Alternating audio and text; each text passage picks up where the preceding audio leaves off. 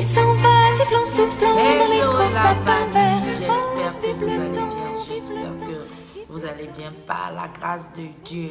Joyeux Noël! Je me rappelle quand j'étais enfant, chaque 24 on nous disait de mettre nos chaussures à côté de l'arbre à Noël et chaque personne mettait sa chaussure, les parents nous disaient cela et on mettait nos chaussures. Et quand on met les chaussures le 25 matin, quand à notre réveil, on court pour aller à l'arbre à Noël pour voir si Papa Noël était descendu pour venir déposer les cadeaux. Et on était heureux, chaque 25 matin, on était heureux, on était content, on était en joie et parce qu'on savait qu'on avait des nouveaux habits, des nouvelles chaussures, on était bien coiffés, on était sapés, on prenait des photos, des tout, on mangeait. C'est pas qu'on mangeait pas les autres jours passés, non, mais ça veut dire que le jour de Noël là, il y a toutes sortes de choses et on était contents, on était heureux comme ça, on était très heureux. Mais au fil des années, tu te poses, tu te dis, mais bon, c'est comme si tu t'es fait arnaquer par les parents ou bien tu t'es fait arnaquer soit par la société. Parce qu'on te mettait en tête que Papa Noël allait descendre pour venir te donner un cadeau. Or, c'était les parents qui le faisaient. Donc, c'est quoi la Noël? Noël, c'est quoi? Ça vient du mot natalis qui signifie natal, qui signifie la naissance de Christ. La naissance de Christ, ça vient d'où? On prend Luc 1, le verset 1, le verset 1, 26. La Bible nous dit quoi? Que l'ange Gabriel visita Marie. Marie qui était une vierge et l'ange Gabriel la visita. Et quand l'ange Gabriel la visita, l'ange Gabriel lui dit, voilà, elle sera enceinte, elle aura un fils qui va se nommer Jésus. Et il lui a dit tout ce qui allait passer. Et Marie lui demanda, mais je n'ai jamais eu de rapport avec un homme, comment cela se passera-t-il? Et il a dit que le Saint-Esprit viendra sur toi et tu seras couvert de son ombre.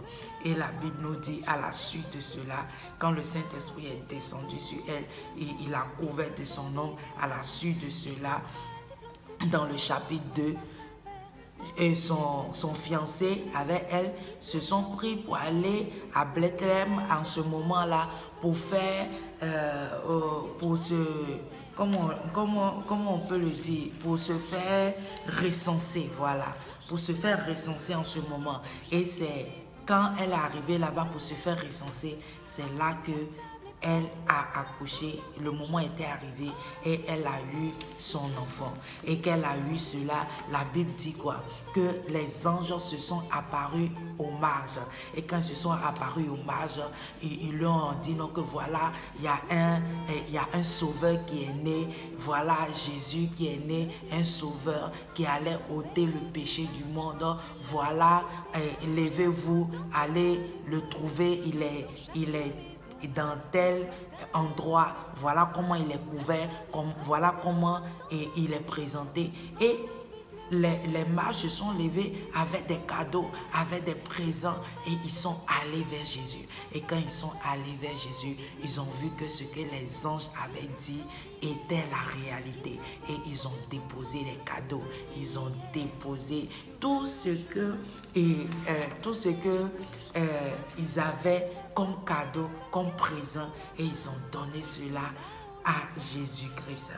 Donc, on voit que ce moment-là, on voit que ce moment nous rappelle la consécration, l'amour, le renouvellement de Dieu envers nous, parce que Dieu s'est fait chair pour venir ôter le péché du monde. Et disons que il est venu d'une manière unilatérale pour nous sauver, pour changer nos vies. Donc, ce n'est pas un enfant qui était simple, non. Ce n'était pas un enfant qui est juste couché dans une crèche, non.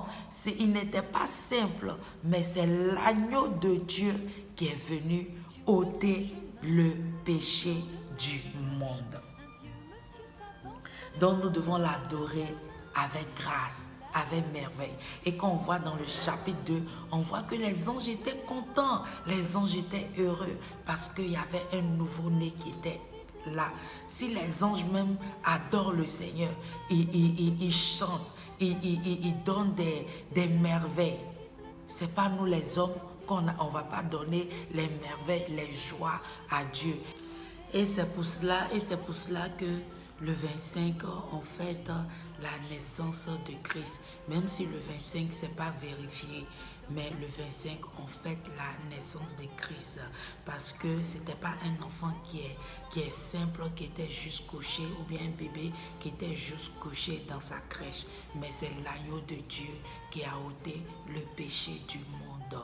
C'est l'occasion aussi de lui donner ta vie. Si tu ne l'as pas encore fait, Noël est l'expression de l'homme pécheur afin de l'amener au salut.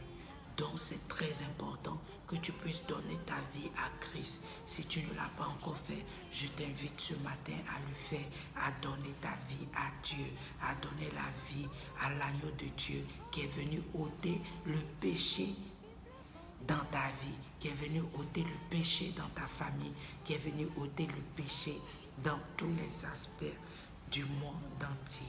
Soyez bénis et joyeux Noël, joyeux Noël. Il est né le divin enfant. Soyez bénis et à bientôt. Oh, vive le vent d'hiver qui s'en va.